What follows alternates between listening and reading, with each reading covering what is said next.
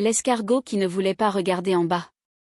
Dans un jardin plein de vie, vivait un escargot nommé Gaston. Il avait une coquille brillante avec des rayures dorées qui scintillaient au soleil.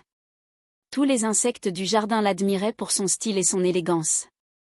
Gaston était si fier de sa coquille qu'il commença à regarder les autres de haut, si les escargots avaient des épaules, bien sûr. Il se moquait des fourmis parce qu'elles étaient trop petites, des vers de terre parce qu'ils vivaient sous la terre, et même du scarabée qui était toujours sale. « Regardez-moi » disait-il en rampant lentement, mais avec arrogance.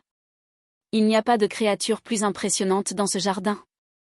Un jour, on annonça l'arrivée d'une grande tempête. Tous se mirent à chercher un abri. Les fourmis rentrèrent vite dans leur fourmilière, les vers de terre s'enfoncèrent profondément dans le sol, et même le scarabée trouva refuge sous une large feuille. Gaston, lui, refusa de se cacher. « Ma coquille est solide, je n'ai pas besoin de me mettre à l'abri, dit-il fièrement. » La tempête éclata avec violence. Le vent souffla si fort qu'il retourna Gaston sur le dos. La pluie battait sa coquille, et malgré tous ses efforts, il était incapable de se redresser. Il resta ainsi des heures, seul, trempé, les yeux tournés vers le ciel, sans pouvoir bouger. C'est alors qu'il sentit quelque chose, de petites pattes le poussaient. C'était la fourmi, suivie du ver de terre et du scarabée.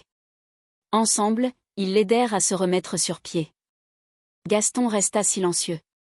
Sa coquille, aussi belle soit-elle, ne lui avait été d'aucune utilité.